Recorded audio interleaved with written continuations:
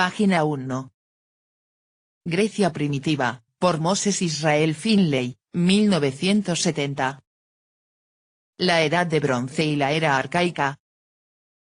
Moses Israel Finley fue un historiador de origen estadounidense, luego nacionalizado inglés, especializado en la antigua Grecia.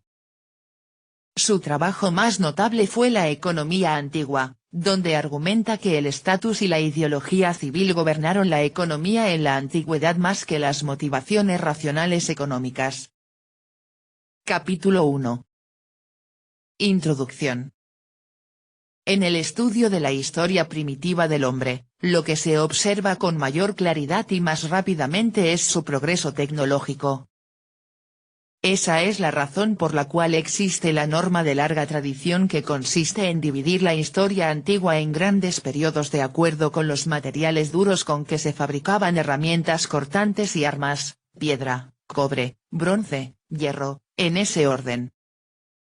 Luego, conforme aumentó el conocimiento del pasado, los periodos largos se subdividieron de distinta forma. Cuando se advirtió, por ejemplo, que en determinado momento la técnica utilizada para dar filo al pedernal y demás piedras había pasado del tallado, al pulido, la edad de piedra se dividió en antigua, paleolítico, y moderna, neolítico. Pronto se hizo necesario hablar de paleolítico inferior, medio y superior, o avanzado, de un período mesolítico intermedio, de bronce primitivo y tardío, y así sucesivamente. De la misma manera se diferenció cada edad de acuerdo con la región o civilización. Se creó así una nomenclatura cuyo uso persiste a pesar de que cada vez se tiene más conciencia de que ella es poco adecuada e incluso de que tiende a confundir. Después de todo, si bien la madera, el hueso, la arcilla para alfarería, las pieles y los textiles son materiales igualmente importantes, también es cierto que no duran lo suficiente como para subsistir hasta nuestros días. Su aplicación traspasa la línea de evolución de piedra, bronce, hierro y deben ignorarse en el esquema convencional. Además, en el curso de las edades tradicionales se han producido profundos cambios en la economía, en la estructura social y en el poder político. En la actualidad se coincide, por ejemplo, en que el signo fundamental que señaló la división entre el paleolítico y el neolítico fue la introducción de la agricultura y no un cambio en el método de trabajar el pedernal. Por último, hubo escalas de tiempo muy diferentes en el progreso tecnológico y social de las distintas regiones de Europa y de Asia Occidental, por no mencionar los demás continentes. Llegado a este punto, y volveremos sobre el mismo más adelante, hay que reconocer que aún son necesarias algunas de esas normas para reseñar los miles de años de la prehistoria. El investigador actual solo cuenta con las pruebas arqueológicas o restos materiales para estudiar la época anterior al descubrimiento del arte de la escritura y su empleo por parte de una civilización determinada para registrar sus actividades, creencias e historia. No dispone de agrupamientos lingüísticos o nacionales, ni de dinastías reales o formas de gobierno, ni tampoco de revoluciones o guerras para utilizarlos como elementos de clasificación. Asimismo, no tendría sentido dividir por siglos el periodo desde el 40.000 hasta el 4.000 a.C. En rigor, el final de la prehistoria no tuvo lugar antes del 3000 a.C. aproximadamente en la Mesopotamia, actual Irak, y Egipto, del 2000 a.C. en Asia Menor y Siria y del 1000 a.C. en Grecia, produciéndose aún más tarde en todas las demás regiones situadas hacia el occidente. Para ser más exactos, esas son las fechas, aproximadamente, en que la prehistoria se convierte en historia. El empleo, y supervivencia, de la escritura fue por largo tiempo tan restringido que las pruebas arqueológicas continúan siendo esenciales y a menudo predominantes. En Grecia, la Edad de Bronce comenzó alrededor del 3000 a.C. o poco después de esa fecha, a raíz de la adopción de las técnicas que se habían desarrollado en zonas situadas más hacia el oriente y no por invención propia. El hecho de que se hubieran producido migraciones hacia Grecia es incierto y muy discutido. No se puede pretender que ellas den cuenta de la llegada de los metales, pero no existe la menor duda de que ello fue posible. El mar Egeo era una ruta por la que viajaban hombres e ideas incluso en los primeros tiempos neolíticos, y quizá mucho antes. Los granos cultivados y los animales domesticados que marcan la iniciación de la era neolítica fueron importados de Oriente, presumiblemente del Asia Menor. No puede determinarse en qué forma viajaron, pero, en la misma época, en el 6000 a más tardar, el vidrio volcánico negro llamado obsidiana que se usaba para herramientas en una región que se extendía desde el sur de Macedonia hasta Creta provenía en su totalidad de la isla de Melos, como resulta del análisis espectrográfico de los hallazgos. No obstante, en la misma Melos no se han encontrado todavía vestigios de poblaciones tan antiguas. Por lo tanto, parecería que el hombre neolítico primitivo de Grecia continental, y, por supuesto, también de Creta, se sentía lo suficientemente cómodo en el mar como para visitar Melos con regularidad a fin de explorar sus canteras de obsidiana. De ser así, las primeras plantas y animales domesticados podrían haber llegado por el Egeo en vez de por tierra y más probablemente acompañados a una auténtica migración que sin ella.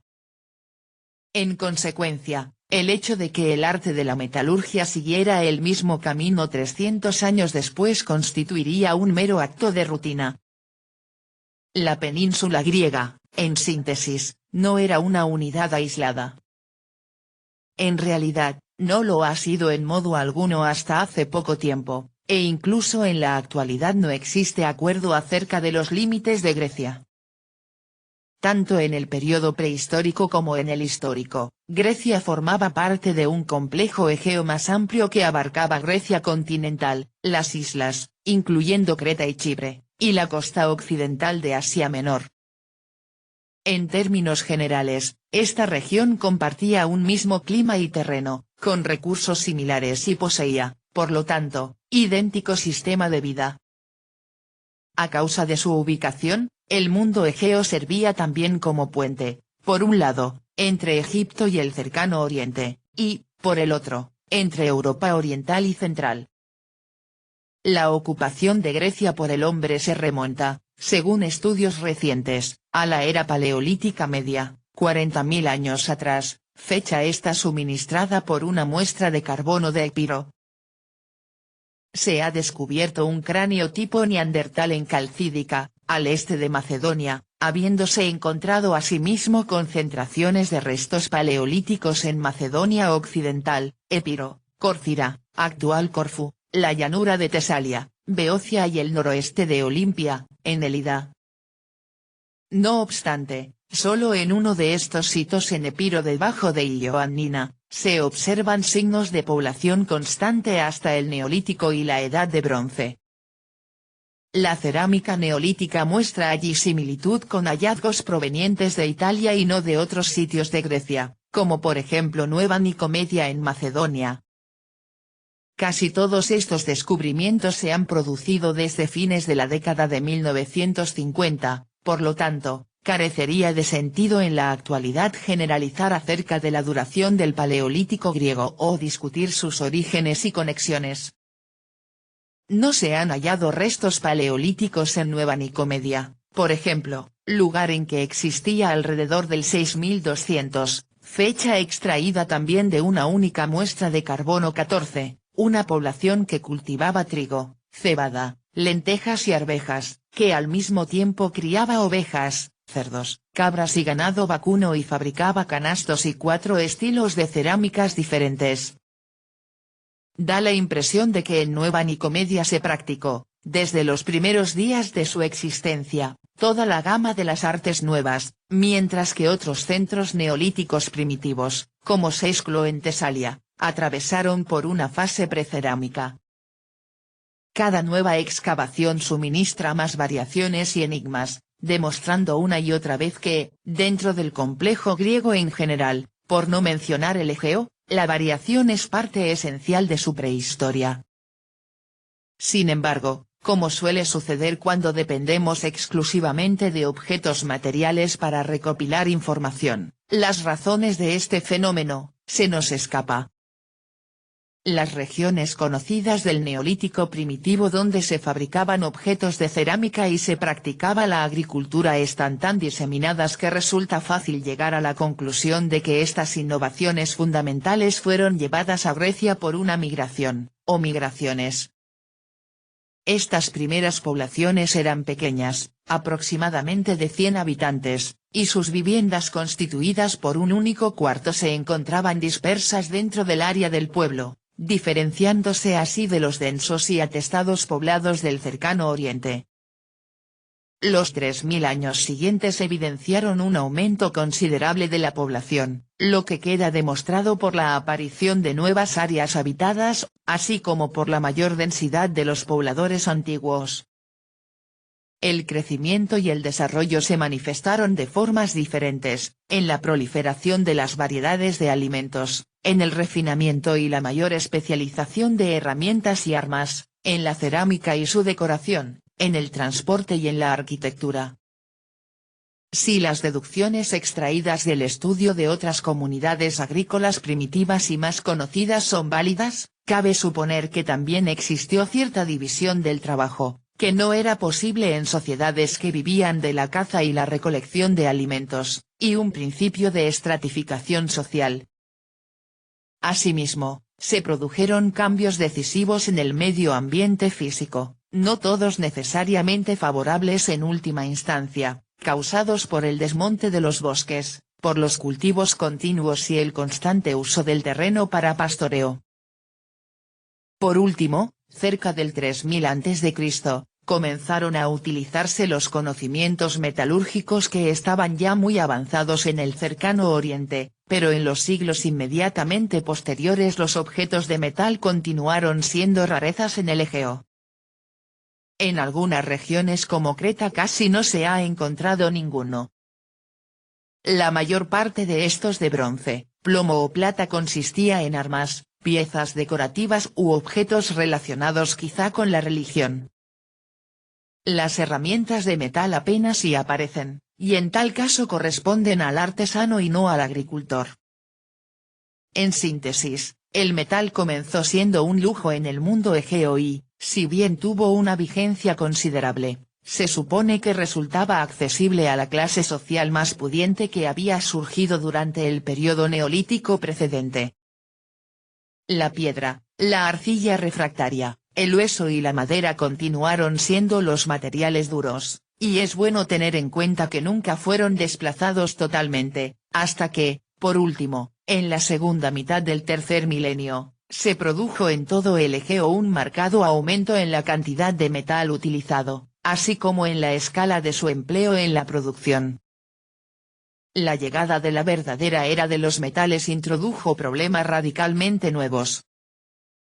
La sociedad que depende de ellos, incluso en forma parcial, debe hallar un lugar dentro de su estructura social para un nivel de especialistas que antes no necesitaba y debe ocuparse activa y constantemente de obtener estas escasas materias primas. El mundo egeo es pobre en metales. Para las reducidas necesidades de sus primeros artesanos metalúrgicos quizá habría bastado con sus pequeños depósitos aislados. Algunos de estos han sido localizados en exploraciones contemporáneas, pero no en todos los distritos donde se efectuaron hallazgos de objetos de metal. Conforme creció la demanda se hizo necesario importar estaño y cobre, y posteriormente hierro. Al principio se los traía de otras sociedades más avanzadas en el uso de los metales, pero más tarde fue necesario recurrir a Europa central y occidental. La segunda etapa fue particularmente complicada pues implicó que los pueblos del Egeo debieron efectuar ellos mismos los cateos, organizar luego las minas y la fundición, y capacitar a los hombres del lugar en técnicas que no poseían, teniendo finalmente que transportar el cobre o el estaño a largas distancias. Hay pruebas arqueológicas de la existencia de minas de cobre en Transilvania, en los Cárpatos del sudeste, y en España que datan de antes del 2000 a.C., cuyos responsables deben ser los exploradores de Anatolia o del Egeo.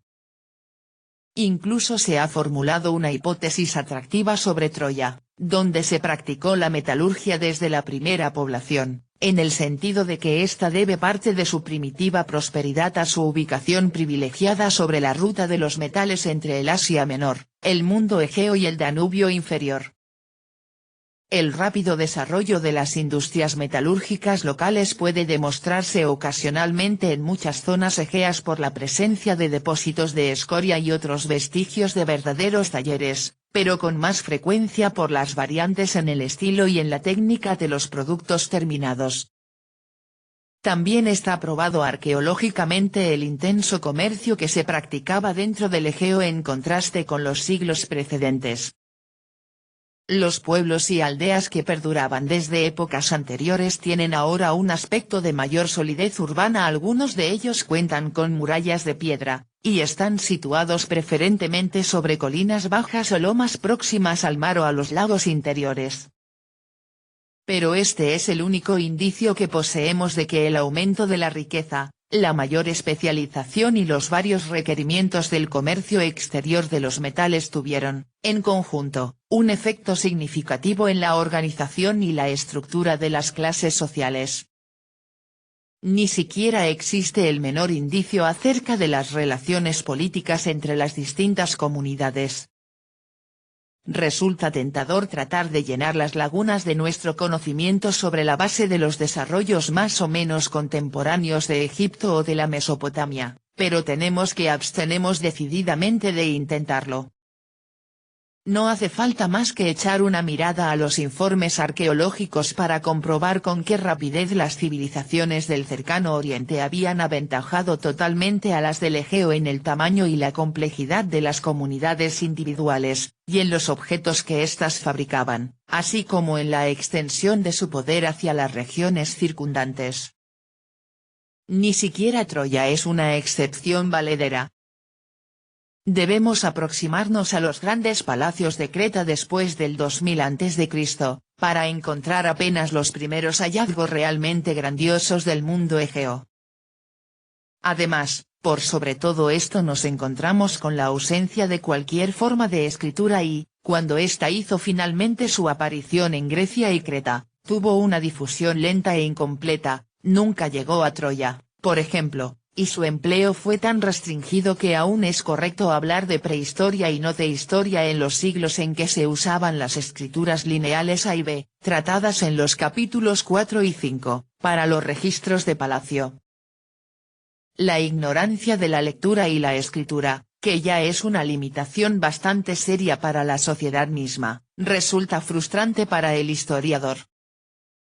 Los conocimientos de toda la prehistoria del Egeo pueden contarse con los dedos de la mano.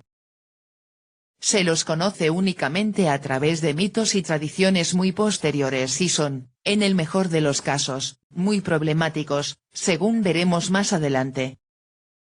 La arqueología revela los cataclismos, pero no puede informar acerca de las circunstancias concurrentes o de las personas que tuvieron participación en ellos, aun cuando en unos pocos casos importantes puedan hacerse deducciones generales con un margen considerable de probabilidad. Asimismo, se advierte la falta de personalidades individuales no solo debido a la naturaleza de los escasos textos escritos, sino también a la ausencia notable de monumentos. No se encuentran obeliscos con hermosas inscripciones ni los palacios ni las tumbas presentan estatuas o pinturas murales que puedan compararse con las de los omnipresentes gobernantes, nobles, guerreros, escribas, sacerdotes y dioses del Cercano Oriente. Los gobernantes de Cnosos, Micenas y Troya descuidaron perpetuar su memoria. Estamos en libertad de creer, si así lo deseamos, que los reyes Minos de Cnosos, Agamenón de Micenas y Príamo de Troya fueron personajes históricos y no figuras de leyenda. Sin embargo, no se ha encontrado ninguna representación de ellos en el lugar y ni siquiera figuran sus nombres en una lápida o la piedra de un anillo de sello. La consecuencia derivada de todos estos puntos negativos es una gran frustración y la incertidumbre acerca de la cronología. Entre los objetos fechados provenientes del mundo egeo, algunos de los cuales tienen un valor incalculable, no hay uno solo que no sea importado. Por lo tanto, todas las fechas son arqueológicas. La cronología relativa se establece con la base de la evolución estilística de la alfarería y a los estratos o capas de los yacimientos de cada zona en particular. Se fijan entonces los pivotes, o fechas absolutas, mediante sincronizaciones, que hacen posibles a su vez los objetos importados y exportados, con algunas fechas conocidas de Egipto y Siria. Dicho en forma esquemática, el método básico consiste en distribuir una cantidad de estilos de alfarería micénico 3A, B y C, por ejemplo, en un periodo dado de años que se estima de acuerdo con el número de objetos recuperados y la duración del cambio estilístico. Los desarrollos arquitectónicos suministran un elemento de comprobación adicional. Además, en caso de que haya, por ejemplo, objetos egipcios que admitan la determinación de una fecha, la escala de tiempo relativa puede traducirse a fechas reales. El punto más débil de este procedimiento radica en la imposibilidad de fijar con suficiente precisión el momento en que se producen los cambios de estilos y de técnicas de alfarería y de fabricación de otros objetos, así como los de estratificación.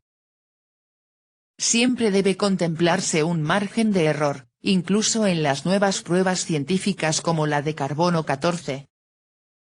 Sin embargo, aun cuando un margen de 100 años pueda parecer poco importante cuando hablamos de un milenio o más, no debemos olvidar que ese periodo cubre 3 generaciones humanas completas.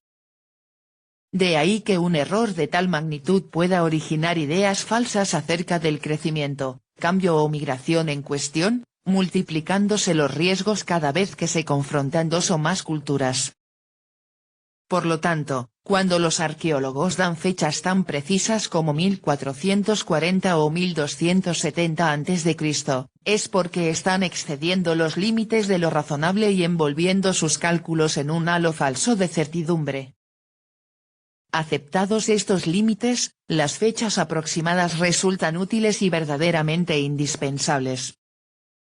La sección dedicada a la Edad de Bronce en el cuadro cronológico del comienzo de este volumen presenta una sincronización de Grecia, Creta, Chipre y Troya. Lo único que pretendemos con ella es que refleje un esquema que muchos arqueólogos aceptarían como razonable, dado el estilo actual de los conocimientos. A raíz de un convencionalismo inofensivo, los periodos se denominan heládico en Grecia, minoico en Creta y cicládico en las islas del Egeo Central, aunque hoy se cuestiona la validez de este último como categoría. Por otra norma convencional aparece una nueva división en tríadas dobles primitivo, medio y tardío, estando cada una de estas a su vez subdividida en primero, segundo y tercero. Si bien así puede crearse un cuadro estéticamente agradable, a pesar de la desigualdad de tiempo entre el heládico, el minoico y el cicládico, y detectarse a veces con bastante claridad el periodo inicial, medio y final de cada etapa, debemos considerar que, por otra parte, este sistema no ofrece suficientes garantías para muchos sitios y ha conducido a la aplicación de métodos bastante violentos para forzar la ubicación de una prueba evidente y molesta dentro de un marco que se creó en los primeros tiempos de la arqueología egea. Para los sitios aislados, el mejor procedimiento es el adoptado por los excavadores de Troya y de otras ciudades, que consiste en numerar cada estrato por orden, comenzando con primero y prosiguiendo así mientras resulte necesario, pero para las regiones más extensas es preferible un esquema más general. Las tríadas convencionales se mantienen en este libro por razones de referencia ya que por el momento no existe otra alternativa. Página 29.